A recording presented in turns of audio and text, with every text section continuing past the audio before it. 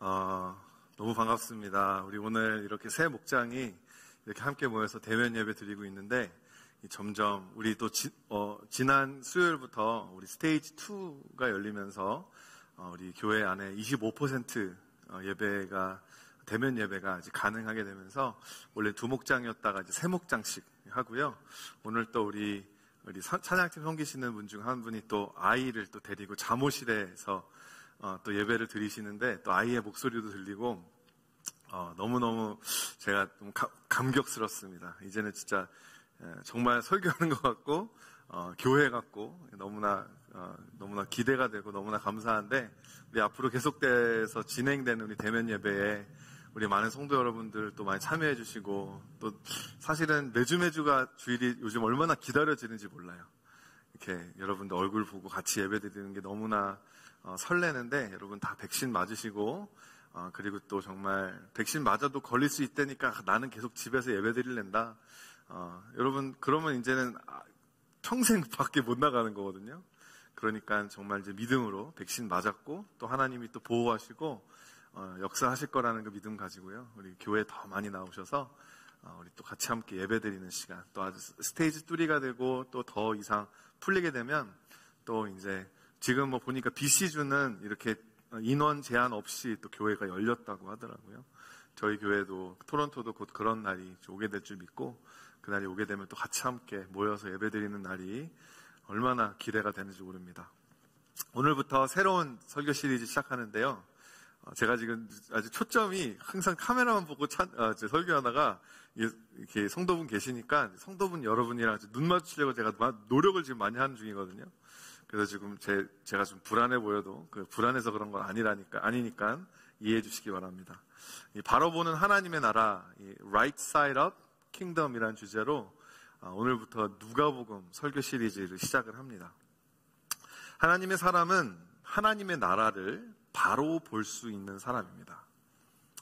요한복음 3장 3절 너무 유명한 말씀이죠.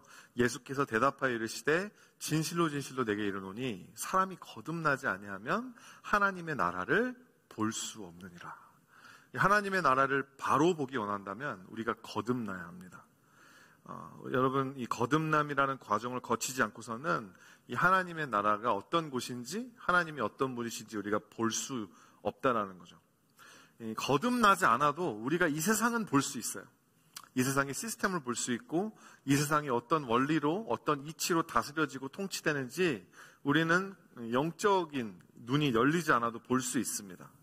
근데 여러분, 이 하나님의 나라는 이 세상 나라와 여러 부분에서 이 반대되어져 있어요.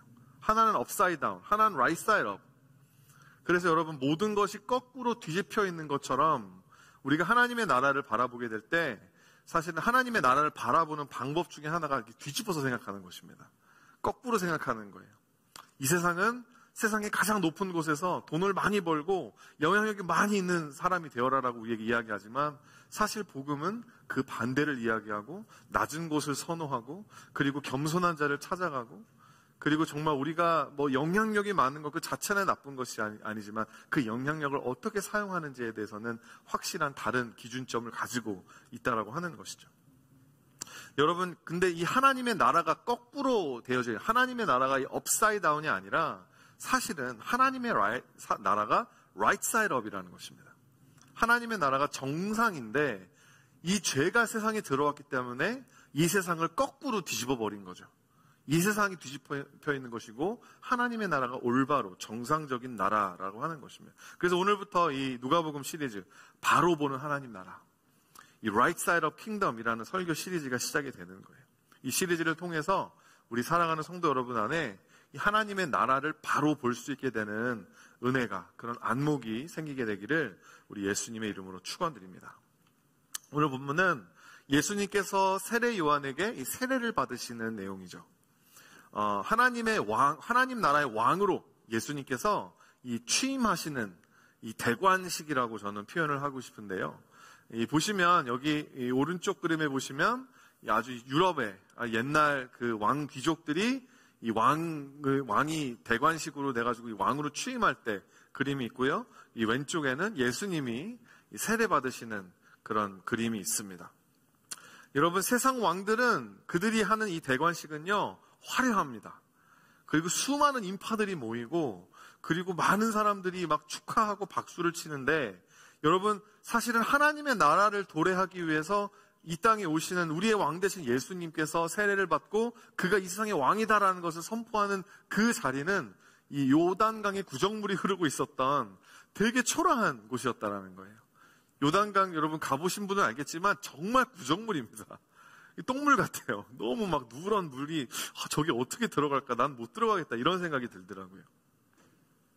하지만 그 예수님께서 이 세상 나라가 아닌 하나님 나라의 왕으로 취임하셨던 그 왕의 대관식, the coronation of the king, 이 사건에 대해서 오늘 같이 함께 말씀, 본문을 통해 세 가지 살펴보기 원합니다. 첫 번째로 우선 우리가 예수님의 대관식에 참석하기를 원한다면 첫 번째로 중심에서 변두리로 나가야 된다는 거예요. 중심에서 가장자리로 나가야 된다는 겁니다. 여러분 다 아시겠지만 그 당시 예수님께서 오셨던 그 세상은 로마 제국이 모든 나라들과 민족들과 언어들을 다스리고 있었던 나라였죠. 그 당시 로마가 어떻게 세상을 다스렸냐면 옛날에 역사 공부해보신 분들은 알 거예요. 팍스 로마나라고 하는 이런 그들의 어떤 이 이념이 있었습니다. 이 팍스 로마나는 로마의 평화라는 뜻인데요. 이게 어떻게 이 평화가 지켜졌냐? 제국에 충성을 하는 이 각 지역의 그 지주들이 있을 거 아니에요. 지역에 있는 이 지주들이 어느 정도 그 로마 제국에게 조공도 바치고 충성을 약속하면 이 로마 정권이 그 지방 지주들에게 어느 정도의 권력과 그리고 그 지역에 있는 종교의 자유를 조금이나마 인정해 주는 거예요. 그래서 이 큰 갈등을 피하고 비교적 평화롭게 이 평화가 지속되었다고 합니다. 이게 뭐냐면 이 압력밥솥에서 밥을 지을 때 압력밥솥에 실제로 엄청난 압력이 이 밥알들에 가해지고 있는데 근데 그게 터지지 않는 이유가 이 공기구멍이 치 하고 나오니까 그러니까 이제 밥솥이 안 터지는 거잖아요. 그러니까 무슨 말이냐면 팍스 로마나 시대의 로마 제국의 많은 사람들에게 실제로는 엄청난 압제와 엄청난 프레셔가 있었지만 철저히 통제된 이 분권을 통해서 이 지주들의 불만을 잠재우는 아주 고도의 정치 기술을 사용하고 있었다는 거예요. 무슨 말씀 드리려고 하는 거냐면 그러니까 진짜 죽어나는 사람들은 누구였냐? 일반 시민들, 백성들이었다라는 겁니다. 이런 거예요.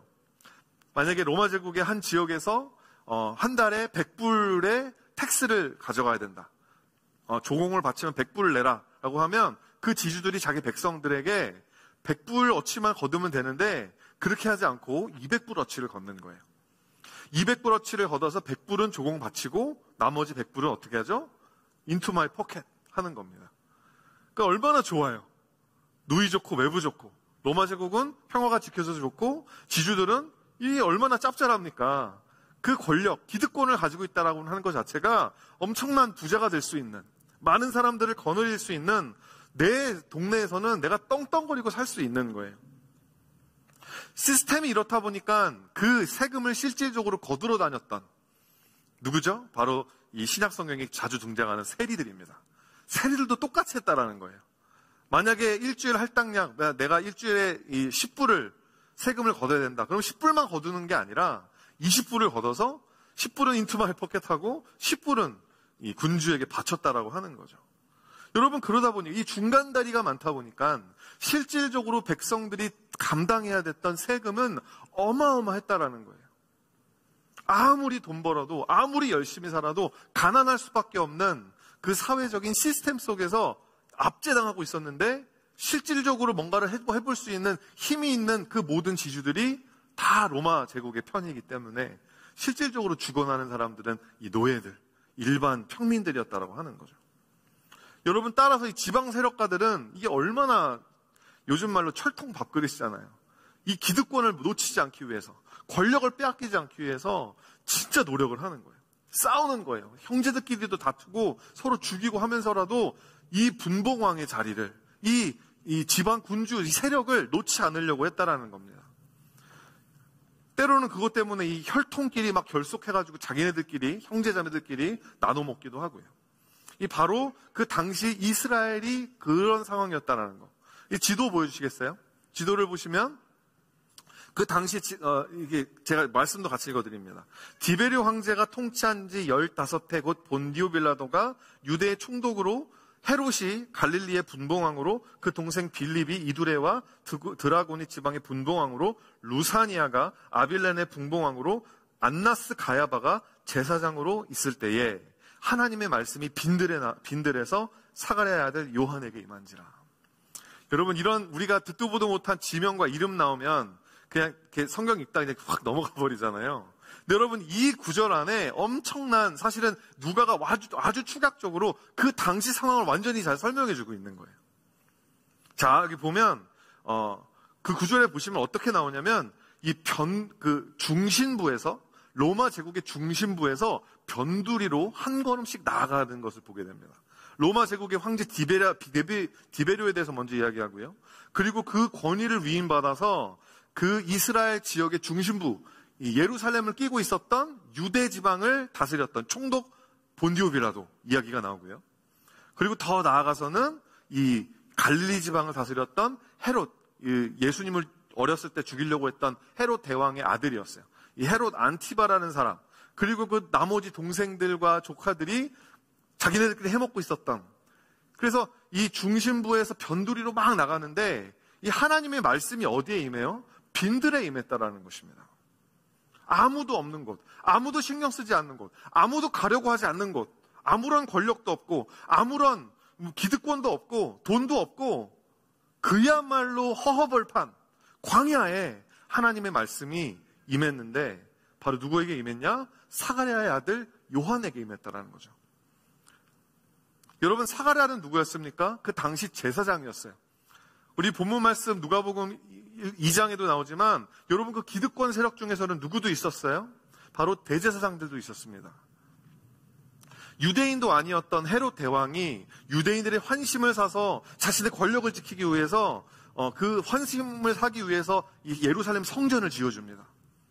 한 수십 년 전에. 그러면 이 건물, 사실은 건물이 여러분 얼마나 좋습니까? 건물 있으면 그거 자체로 요즘 시대에도 이 권력이잖아요. 그러니까 그 성전 세력, 성전을 꿰차고 앉아서 그 안에서 종교 노름을 하면서 돈을, 사람들의 종교심을 자극해서 돈을 벌었던 그런 타락한 이 종교 지도자들, 안나스와 가야바에 대해서 이야기가 나오는데, 여러분, 그 세력들 중에 하나가 바로 사가랴였는데 그 아들이 요한이었다라는. 근데 요한이라는 사람은 그 기득권, 그 당시 그냥 가만히 있으면 아버지가 제사장이니까 자기도 제사장이 되어서 그냥 아무런 걱정 없이 살 수 있었는데 그 금수저를 뿌리치고 자기 스스로 혼자 광야에 나가서 하나님의 말씀을 기다리고 있었다라고 하는 거죠. 여러분 바로 이 세상 사람들이 가고자 하는 중심부가 여러분 바로 로마 제국인 것이고요. 어떻게 해서든 내가 조금이나마 이 세상에서 의미 있는 삶을 살고 내가 떵떵거리고 살고 걱정 없이 살기 위해서 사람들은 이 세상의 중심부에 가까워지기 위해 가진 애를 다 씁니다. 하나님의 말씀은 하지만 빈들로 나갑니다. 이 요한에게로 나가는 거예요. 여러분, 하나님의 나라는 이렇게 세상에서 가장 변두리, 아무도 찾지 않는 그 변두리에서 시작된다는 것을 여러분 기억하셔야 돼요. 하나님의 나라 바로 보기 원한다면 어떻게 이 돈 많이 버는 사람, 정말 성공한 사람, 그런 사람들이 어떻게 살았나, 여러분 그거 잘못 보고 있다는 거예요. 거꾸로 돌려야 된다는 것입니다. Right side up은 변두리에 있는 거예요.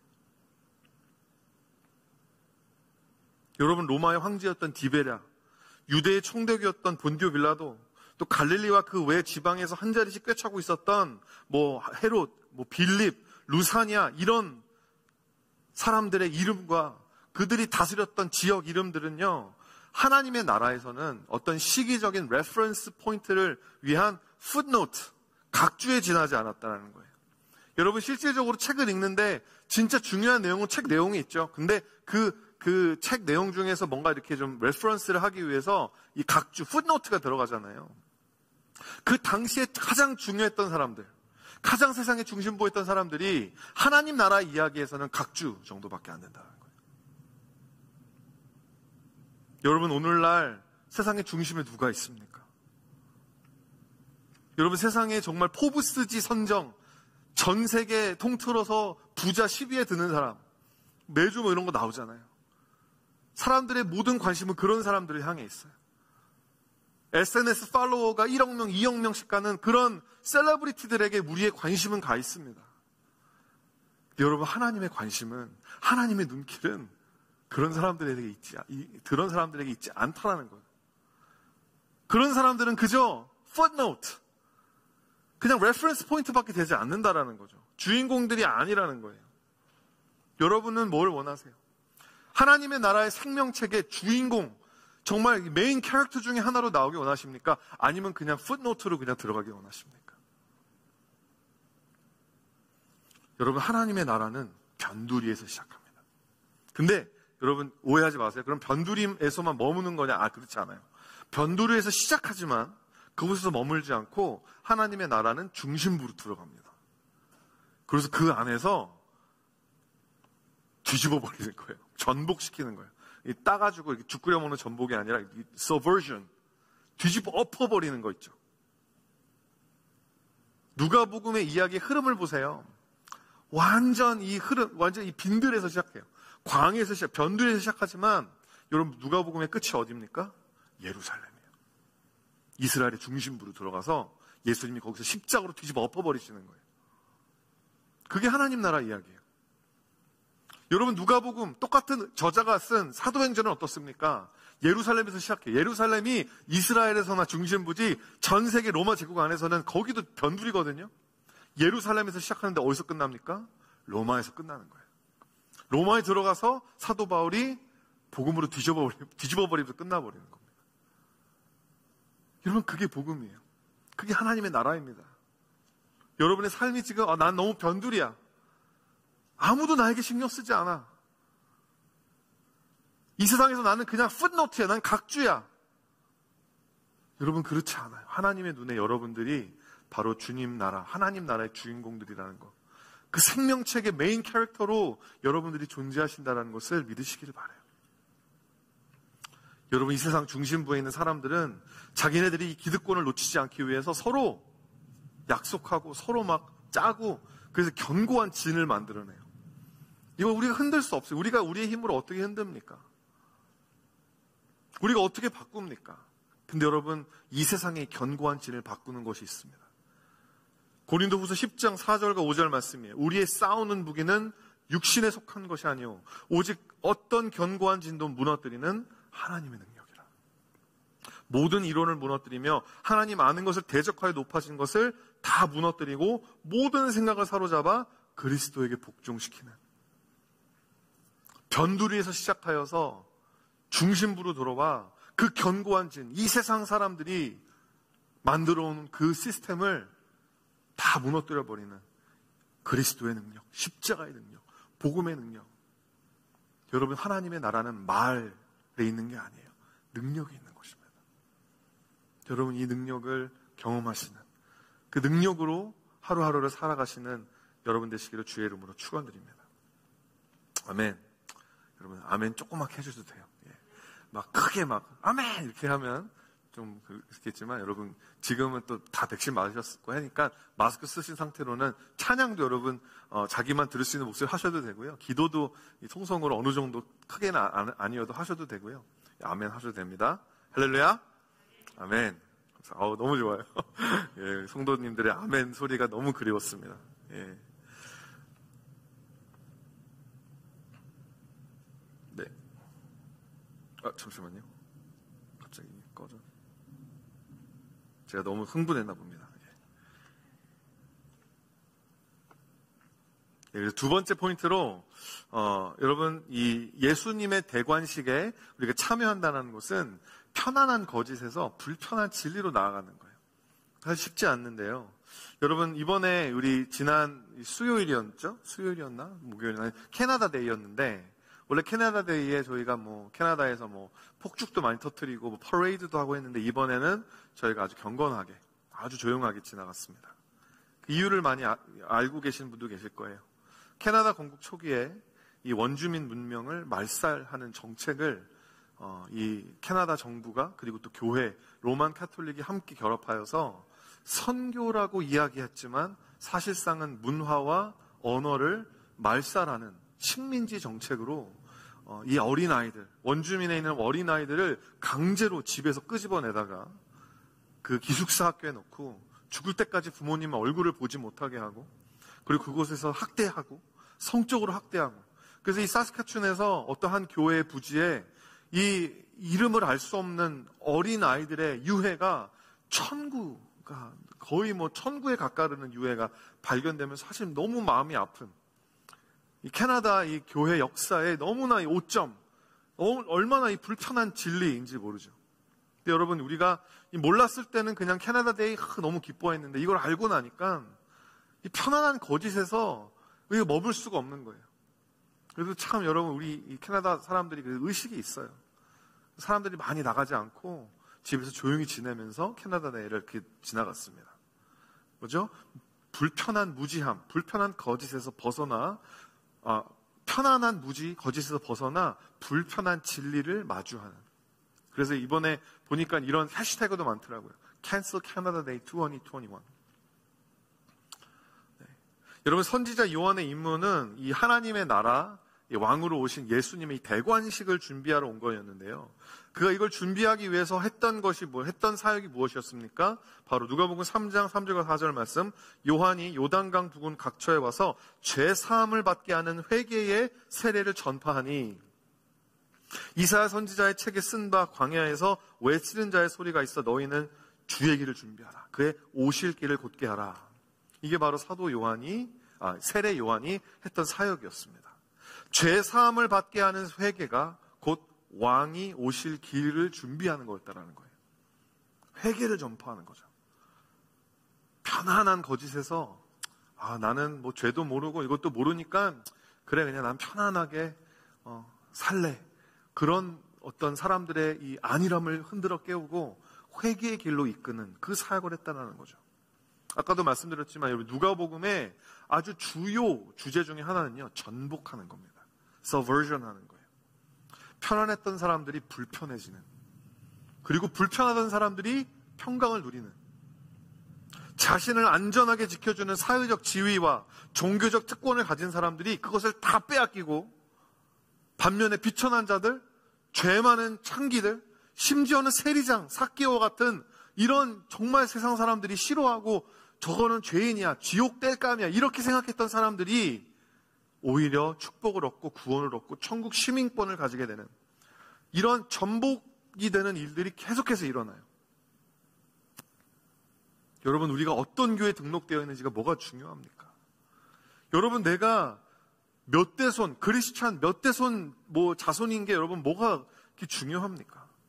여러분 그 사람의 신앙 상태를 이런 것들이, 이런 배경적인 것들이 정해주지 않는다는 거예요.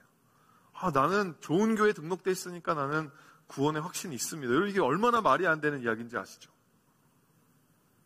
나는 모태신앙이고 우리 부모님이 아버지가 기도하시는 장로님이고 우리 어머니는 선교사님이고 이러니까 나는 I'm safe. 그렇게 이야기하는 것이 여러분 얼마나 어리석은 것입니까? 바로 이 부분에 지금 이 세례 요한이 지금 이야기하고 있는 거죠. 누가복음 3장 8절 말씀입니다. 그러므로 회개에 합당한 열매를 맺고 속으로 아브라함이 우리 조상이라 말하지 말라. 나는 선택받은 민족이다. 그거 가지고 천국 갈 수 있는 거 아니다. 그거 가지고 그 하나님 나라 시민권 얻을 수 있는 게 아니다. 내가 너에게 이르노니 하나님이 능히 이 돌들로도 하나님의 자손이 되게 하라. 돌들이 뭐예요? 이방 사람들 이야기하는 거예요. 사실 여러분 유대교적인 입장에서 우리가 돌들이거든요. 여러분 우리가 진짜로 아브라함의 자손이 됐잖아요. 아브라함은 우리는 믿음의 자손이라고 부르지 않습니까? 그래서 이 세례 요한이 우리의 마음을 되게 불편하게 하는 세 가지 발언을 해요. 무시무시한. 제가 공부하면서 이게 참 무섭더라고요. 7절 말씀입니다. 요한이 세례받으러 나오는 무리에게 이르되 독사의 자식들아, 누가 너에게 일러 장차올 진노를 피하라 하더냐? 여러분 여기서 지금 독사의 자식들아라고 지금 일갈하고 있는 대상이 뭐 세리라든지 창기라든지 뭔가 도덕적으로 심각한 흠이 있는 사람들을 향한 이야기가 아니라는 것을 우리가 알 필요가 있어요.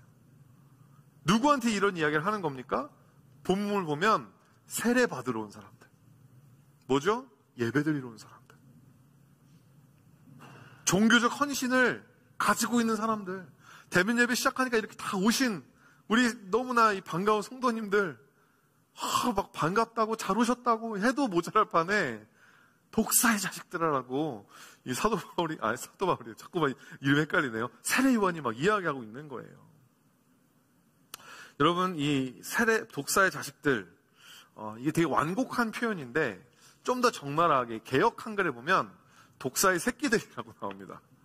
예, 그 독사의 새끼들이라고 읽으니까 처음에는 이게 되게 좀 욕이구나 그런 느낌이 오는데 사실 이게 욕이 아니고 이게 심한 말이긴 한데 욕은 아니라고 합니다. 여러분, 그 뱀이라고 하는 게 성경에서 사실 가지고 있는 이미지가 좋진 않죠.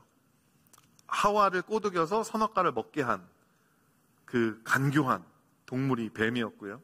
그리고 요한계시록에 가보면 이 많은 사람들을 속이고 거짓의 아비라칭하는 사탄을 옛 뱀이라고 이야기합니다. 시편 58편 4절과 5절 말씀 보니까 그들의 독은 뱀의 독 같으며 그들의 귀를 막은 귀머거리 독사 같으니 술사에 홀리는 소리도 듣지 않고 능숙한 술객의 요술도 따르지 아니하는 독사로다. 그 독사라는 말 자체가 되게 안 좋은 뜻이라는 거죠. 근데 여러분, 이건 이 욕이라기보다는 어떤 사람들을 지칭하는 말, 하나님의 뜻을 자기의 마음대로 해석하고 이걸 왜곡하고 따르지 않는 사람들을 독사의 자식들이라고. 어떻게 보면 되게 좀 심한 말이긴 하지만 신학적 용어, 나름 신학적 용어라고 하는 거죠. 여러분, 독사의 자식들은 여러분 세례 받지도 않고 막 예배도 안 드리고 이런 날라리 크리스천들, 이런 사람들을 가지고 독사의 자식들이라고 하지 않고요. 그 당시 예배드리기 위해서, 세례받기 위해서 그 먼 길을 걸어왔던 이 사람들에게, 그 사람들에게 바로 너희들은 독사의 자식들이라고. 얼마나 힘듭니까?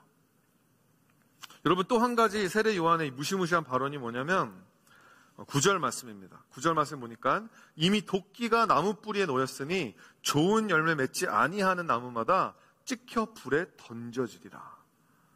이 회개의 열매를 맺지 않는 성도들, 그런 이 예배자들, 종교인들, 그 사람들 향한 도끼가 나무 뿌리에 놓여져 있다라는, 그러니까 이 회개의 열매를 맺지 않는 이 나무는 말과 허울뿔 실질적 변화가 나타나지 않는 이 자칭 신앙인들은 하나님의 이 가차없는 심판을 받게 될 것이라고 지금 세례 요한이 이야기하고 있는 거예요. 그 세례 요한은 뭐 하는 사람이에요? 도끼를 뿌리에 딱 갖다 놓은 사람이에요.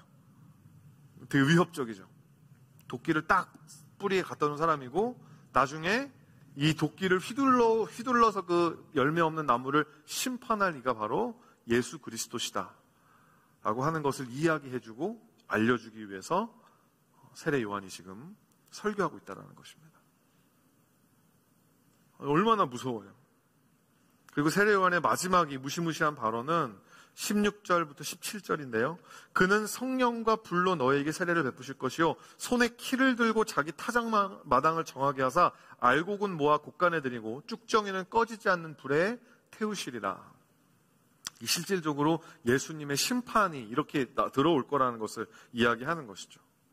여러분, 요한의 사역과 예수님의 사역이 이렇게 본질적인 차별화가 되었다라는 것을 이야기하는 거죠. 요한이 주는 것은 물의 세례입니다. 물의 세례. 이 물은 뭐를 뜻하냐면 죄사함과 정결함을 상징한. 그래서 우리가 세례를 받으면 아무리 요단강이 꾸정물이라고 해도 저는 거기서 세례 받으면 더 더러워질 것 같더라고요. 근데 거기서 이제 상징적으로 거기서 세례를 받고 나면 영적으로 깨끗해지고 죄사함을 받고.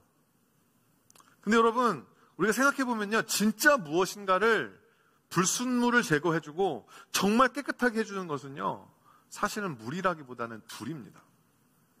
물은 표면적으로는 깨끗하게 해줄 수는 있어요. 근데 여러분, 불은요, 그 안에 있는 불순물을 확 제거해버립니다. 불의 심판을 통해 진짜와 가짜가 구별된다고 고린도전서에서도 이야기가 나오고요. 그리고 여러분, 돌을 아주 뜨거운 불에 녹이면 그 안에서 여러분 이 불순물 없는 다이아몬드, 금 이런 게 나와요. 예수님께서 주시는 성령의 불과 세례를 통해 우리는 이 회개의 실질적 열매를 맺을 수 있는 사람들이 돼요. 말만 회개하는 것이 아니고 우리가 그냥 혈통적으로만 그리스도인인 것이 아니라 정말로 하나님 나라의 백성이 되는 것입니다. 불의 세례를 통해서 내가 쭉정인지 알곡인지가 드러나는 거예요. 그리고 성령의 세례를 통해서 내 안에 실질적으로 열매 맺을 수 있는 내적 능력이 공급을 받게 되는 것입니다. 그렇다면 여러분, 오늘 마지막 포인트로 우리가 실질적으로 맺어야 할 하나님의 나라의 백성이 되기 위해서 실질적으로 맺어야 할 회개의 열매가 뭘까요? 세 번째입니다. 익숙한 불의에서 생소한 정의로 나아가는 것입니다. 익숙한 불의에서 생소한 정의로 나아가는 것. 여러분, 하나님의 나라는 우리가 이 세상에서 당연하게 여기는 것들, 당연하게 여겼던 것들이 당연하지 않은 곳으로 뒤집히는 곳이에요. 자, 이 무슨 말인지 5절 말씀 보면 이사야 선지자 예언이죠. 하나님의 나라는 어떤 곳이냐? 모든 골짜기가 메워진대요. 그리고 산이 깎아져서 낮아진대요. 그리고 굽은 것이 곧아지고 험한 길이 평탄해진다. 이렇게 이야기합니다. 여러분, 세상에 골짜기가 당연히 있잖아요. 낮은 곳이 있고 낮은 곳에 비해서 더 높은 곳도 있고, 그렇죠? 우리한테는 너무 당연하고 너무 익숙하지 않습니까? 지형적으로만 그런 게 아니라 사회적으로도 경제적으로도 가난한 사람들이 있고, 근데 왜 가난해졌는지는 사실은 지난주에도 말씀드렸지만 여러 가지 이유가 있어요. 본인 잘못 때문에 그럴 수도 있고요. 아니면 사회적 체제 때문에 그럴 수도 있고, 여러 가지 때문에 가난한 사람이 있을 수 있고, 그러면 또 그 반면에 열심히 일을 해서 아니면 정말 운이 좋아서 좋은 집안에 태어나서 부자인 사람들이 있어요. 근데 여러분, 우리가 가지고 이상하다 생각하지 않습니다. 당연한 거지. 그 세상적 이치인데 뭐죠? 이런 불의함에 우리가 익숙해지고 있는 거예요. 누구는 흙수저 물고 태어나는 거고 누구는 금수저 물고 태어나는 그런 현실이 우리에게는 너무나 익숙해요. 여러분, 어떻게 살다가 여기 고든 길로만 갑니까? 때로는 죄인이니까 그냥 굽은 길로도 가고 좀 실수도 하고 넘어지기도 하고 하는 거지.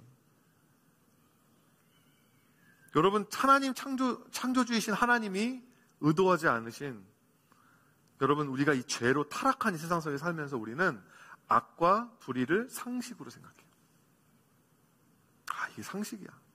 상식적인 거. 그러니까 교회 안에서도요, 그냥 이렇게 우리가 죄인들이니까 실수하잖아요. 또 잘 모르니까 교회 안에서 하면 안 되는 행동들, 그리고 또 이제 뭐 이렇게 공동체의 덕을 세우지 못하는 그런 이야기들을 하잖아요. 그럴 수 있어요. 근데 여러분, 우리한테 그게 너무 익숙한 거예요. 그거에 대해서 잘못했다라고 이야기하는 것 자체가 생소하고 불편하고 그렇다라는 것입니다. 여러분, 우리는 무엇이 옳은지, 하나님의 뜻이 무엇인지를 몰라서 정의를 행하지 못하는 게 아니라 정의를 행하는 게 너무 생소해서 못하는 거예요. 그렇게 사는 사람이 없거든요. 불의로부터 떠나는 거 우리가 모릅니까? 다 알아요. 웬만한, 여러분, 우리 이 세상에 일어나는 잘못된 일들, 범죄들, 그 웬만한 초등학생들도 다 아는 거예요. 이런 거면 안 된다라는 거. 가정을 지켜야 된다라는 거.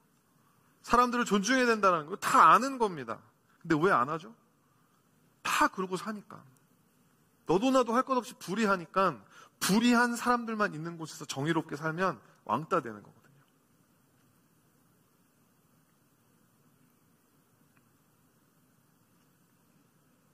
여러분, 이 사도 요한이 막 독사의 자식들아 이러고 막 너희들 도끼가 이제 나무 뿌리에 놓였으니까 이제 열매 안 맺으면 이제 예수님 와서 이제 두드려 팬다. 심판 받는다. 알고가 쭉정이가 나뉜다. 이렇게 막 이야기를 하니까 이 겁에 질린 그 자리에 모여져 있었던 그 죄인들이 세례 요한에게 와가지고 이렇게 이야기합니다. 그럼 우리가 어떻게 할까요? 우리가 어떻게 그럼 살아야 됩니까? 세례 요한이 세 구절을 이야기해요. 11절 말씀. 대답하여 이르되 옷 두 벌 있는 자는 옷 없는 자에게 나눠줄 것이요 먹을 것이 있는 자도 그렇게 할 것. 이게 뭐예요? 높은 산이 낮아져서 골짜기가 메워지는 겁니다. 그러니까 여러분 이게 되게 사실 상식적인 거거든요. 왜냐하면 옷이 두 벌이 있다고 해도 이게 같이 못 입어요. 둘 다 못 입고 있어요. 여러분 이거 좀 시기적절한 예화, 지금 한여름이라 시기적절한 예화는 아니지만 우리가 아무리 겨울에 추워도요, 캐나다 구스랑 노비스를 같이 입고 있을 수 없어요. 하나를 엄청 큰 걸 사지 않는 이상은 말이 안 되는 거예요. 비현실적인 거죠. 그러니까 오늘은 캐고 입고 내일은 노비 입고 그렇게 막 돌려가면서 입는다든지 일주일씩 그런 식으로 우리가 돌려가면서 입잖아요. 근데 그런 상황인데 내 친구가, 내 이웃이 겨울 자켓이 없어. 코비드 때문에 막 다 팔고 하다가 남질 않았어. 그럼 뭐 상식적인 건 뭡니까? 나 캐고 입는 날은 너 노비 입고, 나 노비 입는 날은 너 캐고 입고, 이렇게 같이 할 수 있는 거죠. 나눌 수 있는 거잖아요. 근데 어렵지 않은 거예요. 근데 상식적인 거지만 실천하긴 꺼려져. 그래서 내 건데. 내가 내 돈 주고 산 거지. 우리의 상식은 뭐죠? 아니, 각자 자켓은 각자가 돈 주고 각자가 알아서 구하고 없으면 그냥 없는 대로 사는 거지. 뭘 그것 때문에 나를 불편하게 해. 그게 우리에게 상식이라는 거예요. 그게 이 세상의 어떤 우리가 생각하는 사고방식이라고 하는 거죠. 여러분 KBS에서 방송국 아시죠? 거기서 실시한 세대 인식 집중조사에서 제가 한 충격적인 그래프를 봤어요. 보여주실래요? 자, 이게 보면 기회가 되면 내 것을 나눠서 타인을 도울 거다라고 이제 물어봤더니 대부분 웬만한 사람들은 자기 스스로를 가난하게 보는 사람들은 내가 어떻게 도와라고 하지만 내가 좀 이렇게 좀 잘 산다, 상류층이다라고 생각을 한다면 이 그래프가 이렇게 위로 올라갑니다. 근데 청년 남성만 반대예요. 스스로가 난 잘 나간다라고 인식하면 인식할수록 다른 사람과 나누지 않겠다. 왜? 내가 열심히 노력해가지고 내가 여기까지 온 건데 이걸 내가 왜 다른 사람이랑 나눠? 상식적이지 않아. 그러면서 여러분 이 기사에서 이렇게 이야기하더라고요. 청년 남성들이 보여주는 이 같은 현상은 우리 사회에 엄연히 존재하는 부인할 수 없는 돌출 지점이다. 좀 더 근본적인 질문이 필요하다. 이들은 자아 정체성이 형성되는 10대 시기에 무엇을 보고 느껴왔는가? 10대 남성이 각자 도생의 경쟁사회만을 체득할 때 어떤 인식이 만들어지는가? 이들이 30대, 40대가 되어 한국의 주축이 되면 우리 사회는 어떻게 바뀔 것인가? 이 기사를 읽는데 여러분 등골이 오싹하더라고요. 여러분 무엇이 상식적인 것이고 무엇이 정의로운 것입니까? 하나님의 나라는 어떤 곳입니까? 세례 요한에게 또 찾아온 세리들도 찾아왔어요.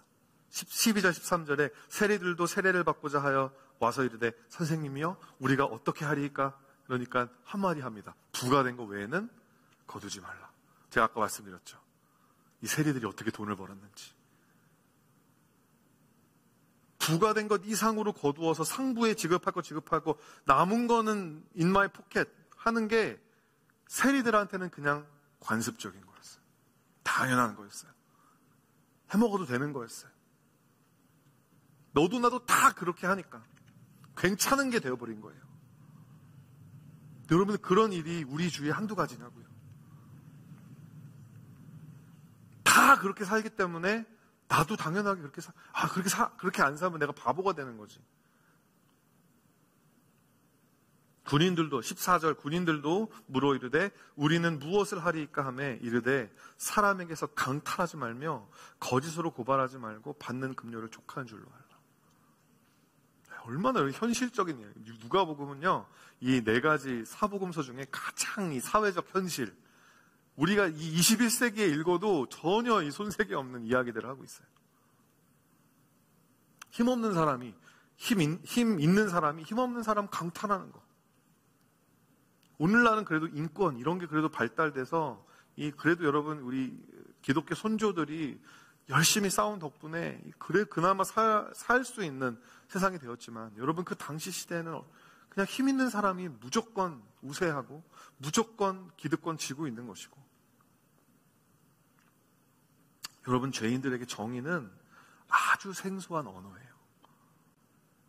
우리가 영어 울렁증 있으신 분들이 영어를 모르는 거 아니거든요. 머릿속에 다 있어요. 그렇죠?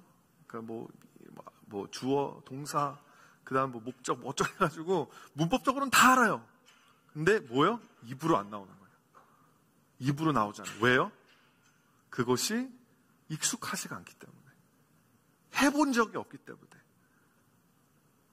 그리고 또 한국 사람들은 또 이제 하면 틀릴까 봐.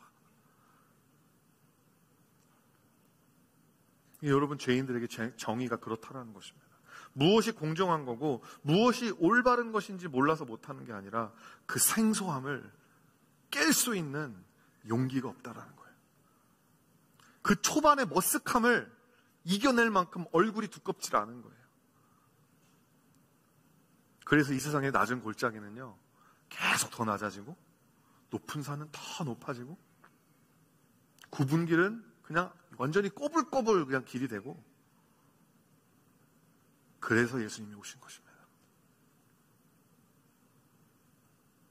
하나님의 나라를 선포하고 하나님의 나라가 어떤 곳인지를 우리에게 말씀해 주시러, 보여주시러.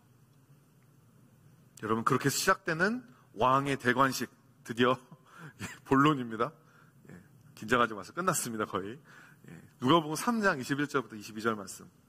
백성이 다 세례를 받을 때 예수도 세례를 받으시고 기도하실 때 하늘이 열리며 성령이 비둘기 같은 형체로 그 위에 강림하시더니 하늘로부터 소리가 나기를 너는 내 사랑하는 아들이라 내가 너를 기뻐하노라 하시니라. 우리 너무나 익숙하신 예수님 세례 받으시는 장면이죠.